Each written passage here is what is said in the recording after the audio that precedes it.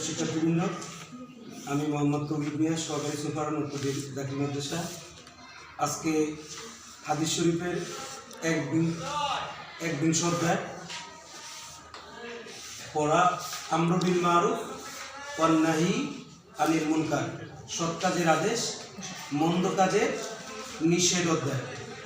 নেক কাজ মারুফ, নিজে করা এবং অন্যকে করতে উৎসাহিত করা, আর মন্দ কাজ হচ্ছে নিজে বিরত থাকা এবং অন্যকেও বিরত রাখা। আজকের পাঠ হচ্ছে মেইন কিতাবের হচ্ছে 244 নম্বর এবং 245 নম্বর হাদিস। হাদিসটি বর্ণনা করেছেন আবু সাঈদ। আন আবি সাঈদ কুদুরি, হযরত আবু সাঈদ কুদুরি রাদিয়াল্লাহু তাআলা আনহু কল, আবু সাঈদ কুদুরি রাদিয়াল্লাহু তাআলা আনহু থেকে বর্ণিত। কলা, তিনি বলেন, মান রা মিনকুম, মান রা, যে দেখবে, মিনকুম, তোমাদের মাঝে, মুনকারান, গর্হিত কাজ, তোমাদের মাঝে যে ব্যক্তি কোনো মন্দ কাজ করতে দেখবে, ফাল ইউগাইয়িরুহু বিয়াদিহি, সে যে তা হাত দ্বারা প্রতিহত করে।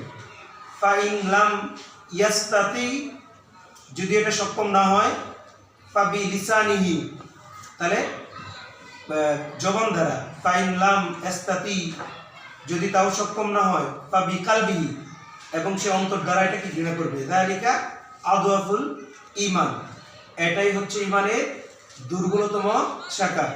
রাওয়াহু মুসলিম, ইমাম বুখারী, ইমাম মুসলিম রাহিমাহুল্লাহু তাআলা হাদিসটি বর্ণনা করেছেন। এই হাদিসের একটা ব্যাখ্যামূলক প্রশ্ন আছে, মন্দ কাজে বাধা দেওয়ার হুকুম। অত্র হাদিস দ্বারা প্রতীয়মান হয় যে মন্দ কাজে বাধা দেওয়া ব্যক্তি শক্তি এবং সামর্থ্যের নিরিখে ফরজে কিফায়া, যা সমাজের কেউ আদায় করলে অন্যরা গুনাহ থেকে বেঁচে যাবে, প্রকারান্তরে কেউ আদায় না করলে সবাই সমহারে ফরজ তরফের অপরাধে কি গুনাহগার হবে। আর বাধা দেওয়ার বাহ্যিক শক্তি সমর্থনের সাথে তার মনের শক্তিও নিরূপিত হবে। বাধা দানের সক্ষমতা শক্তি না থাকার ক্ষেত্রে ইমানের চাহিদা অনুযায়ী মনে মনে প্রতিহিত করবে, তা পরিকল্পনা করতে হবে, ঘৃণা করে তা মানে কি পরিহার করতে হবে। আমাদের দেখতে হবে যে আসলে এলাকায় যদি কোনো মন্দ কাজ হয় তাহলে আগে বাধা দিতে হবে, নিষেধ করতে হবে যে কাজটা করা যাবে না। যদি এতে আমার মানে সক্ষমতা না হয় তাহলে কী করতে হবে, অন্তর দেওয়ালেও কি ঘৃণা করতে হবে। তা এটাও যদি আমি করি তারপরেও আমরা কি ইমানের ন্যূনতম পরিচয় বহন করবে। 45 নম্বর হাদিস হচ্ছে আন আবি বকর সিদ্দিক রাদিয়াল্লাহু তাআলা আনহু, আবু বকর সিদ্দিক রাদিয়াল্লাহু তাআলা আনহু থেকে বর্ণিত। ক্বালা, তিনি বলেন, ইয়া আইয়ুহান নাস, হে মানব সকল, ইন্নাকুম তাকরাউনা হাযিহিল আয়াত, নিশ্চয়ই তোমরা আয়াতখানি তেলাওয়াত করে থাকো। ইয়া আইয়ুহাল্লাযীনা আমানু, হে ঈমানদারেরা, ইয়া আইয়ুহাল্লাযীনা আমানু আলাইকুম আনফুসাকুম লা ইয়াদুররুকুম মান দাল্লা ইযা ইহতাদাইতুম, হে ঈমানদারগণ, তোমরা তোমাদের নিজেদের প্রতি লক্ষ্য করো, যদি তোমরা হেদায়েত গ্রহণ করো তবে যারা পথভ্রষ্ট তারা তোমাদের ক্ষতি করতে পারবে না। ফাইন্নী সামিতু রাসূলুল্লাহি সাল্লাল্লাহু আলাইহি ওয়াসাল্লাম, আমি রাসূলুল্লাহ সাল্লাল্লাহু আলাইহি ওয়াসাল্লামকে বলতে শুনেছি, ইন্নান নাস, নিশ্চয়ই মানুষ, ইদা রাও মুনকারা, নিশ্চয়ই মানুষ যদি কেউ মন্দ কাজ করতে দেখে, ফাল ইউগাইয়িরুহু, সে যেন এটা কি করে, প্রতিহিত করে। ইউশিকু আন ইয়াউম্মাহুমুল্লাহু বিইকাবিহি, প্রতিহিত যদি না করে তবে অচিরে আল্লাহ পাক তার শাস্তির মধ্যে সকলকে অন্তর্ভুক্ত করবে। এরপরে হাদিস নাম্বার হচ্ছে 253 এবং 254, খাদ্যবস্তু সম্বন্ধনীয় অধ্যায়।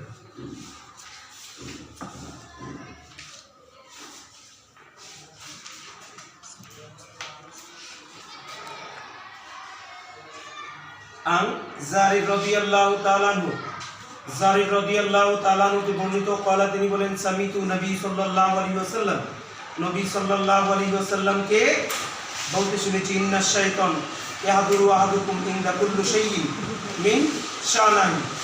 রাসূলকে বলতেছেন যে নিশ্চয়ই শয়তান তোমাদের নিকট তার প্রত্যেক বিষয় নিয়ে উপস্থিত হয়। হাত্তা ইয়াদুরু ইনদা তোয়ামি, এমনকি খাদ্য গ্রহণের সময় তোমাদের কাছে উপস্থিত হয়। ফাইজা সাকাদাত মিন আহাদুকুম লুকমা, যখন কারো এক টুকরা খাদ্য পড়ে যায়, লুকমা ফাল ইউমতিমা কানাবি মিন আযা, যদি এক টুকরা পড়ে যায় সে যে উহার ময়লা দূর করে কে নেয়। সুম্মা ইয়াকুলুহা, এবং সে এটা কে নেয়। ওয়ালা ইয়াদা হালিশ শয়তান, এবং এটা যেন শয়তানের জন্য রেখে না দেয়। ফাইদা ফারাগা ফাল ইয়ালিক আসা বিআ, এবং যখন কানা শেষ করে তখন যেন তার নিজের আঙ্গুল চেটে খায়। লা ইয়াদ্রি ফি আইয়ি তোয়ামি ইয়াকুনু বারাকা, কেননা সে জানে না খাদ্যের কোন অংশে বরকত আছে। আজকে এই পর্যন্তই, সবাই ভালো থেকো। আসসালামু আলাইকুম।